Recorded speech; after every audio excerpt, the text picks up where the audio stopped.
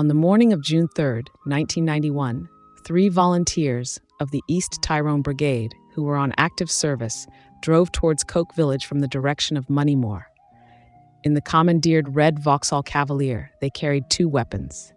Their car had just crossed a small bridge leading into Coagh's main street. As the car entered the edge of Hanover Square, it passed a red Bedford lorry parked near the curb. This lorry had, according to local people, not been seen in the village before and appeared to have been part of the Crown Forces operation. Behind this lorry and in other hidden locations around the square, SAS gunmen lay in wait. From eyewitness accounts, it appears that all were armed with heavy-caliber assault rifles, and at least one was carrying a machine gun. As the volunteers' car cleared the Bedford lorry, it came under intense fire.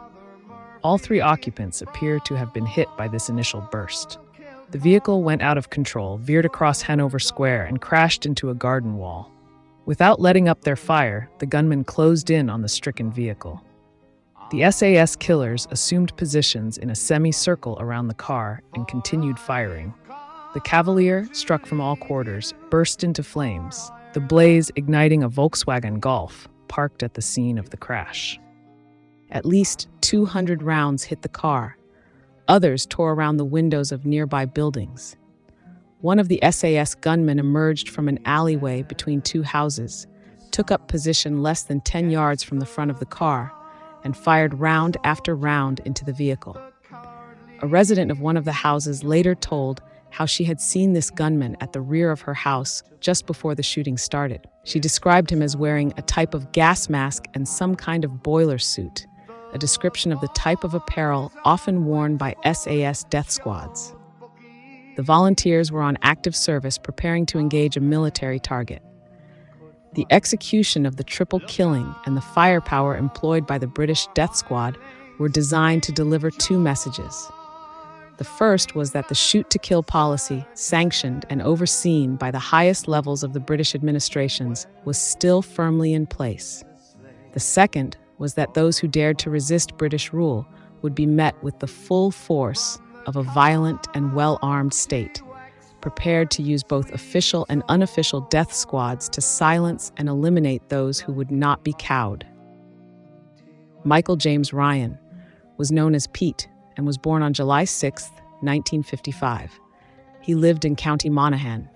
On December 23, 1981, he was convicted at Dublin Court after a trial of offences relating to an escape from the Crumlin Road prison in Belfast on June 10, 1981. The offences were escape from lawful custody, shooting with intent to prevent lawful apprehension, production and use of firearms in the course of an escape, and possession of firearms with intent to endanger life. He was sentenced to 10 years imprisonment. He was released from prison on June 22, 1989. Anthony Patrick Doris was born on January 4, 1969. He lived in Coal Island, County Tyrone. He had no record of any significance. Lawrence Joseph McNally was born on November 20, 1951, and lived in Tyholland, County Monaghan. In 1973, he was convicted of explosives and firearms offenses and sentenced to 7 years imprisonment. Another fight for the green again.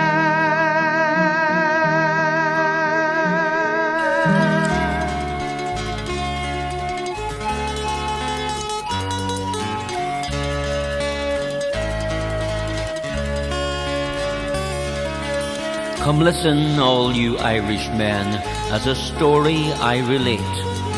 I'll tell you of 3 martyrs and relive to you their fate. For on a bridge that borders County Gerry and Tyrone, there took place a massacre the likes we've never known.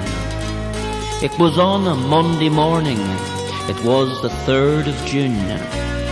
The year was 1991, the time 5 hours from noon. Lawrence McNally, Michael Ryan, and Tony Doris were the 3. It was their life's ambition to set their country free. But as they approached that village that was their blood to soak, they were outnumbered 10 to 1 in that planter's den called Coagh. These men they fought so bravely, oh this it's safe to say, for these were gallant soldiers of the Provisional IRA. Those murdering English soldiers must one day be made to pay, for they burned those rebel corpses while in the village square they lay. Lawrence McNally and Michael Ryan, they were natives of Arboe. Tony Doris from Coal Island, they did not fear the foe. The people of Ballinderry, Moortown and off Arboe should not be a-wondering why these men to Coagh did go. For they could not stand idly by while their people were shot dead, and they hoped that by their actions we could live in peace instead. Who could forget Pete Ryan, his memory imprinted on our mind? You'll search in any county a soldier like this to find. For he fought them in the valley, among the hills and in the dales, and he fought them in the city street when he escaped from Crumlin jail. Lawrence McNally came from Annaghmore, his age was 38. I bet that he was smiling on the day he met his fate. From Lough Neagh to the border, his exploits were of renown.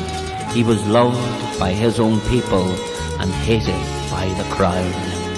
Tony Doris from Coal Island was the youngest of the three. It was a boyhood yearning to see his country free. It was part of Tony's rearing, oppression to detest. He was a fearless soldier, Tony was the best. The sad story now is ending, but one question still remains. And until we find the answer, these men have died in vain. For suspicion now it hovers like a cloud of dark and gloom.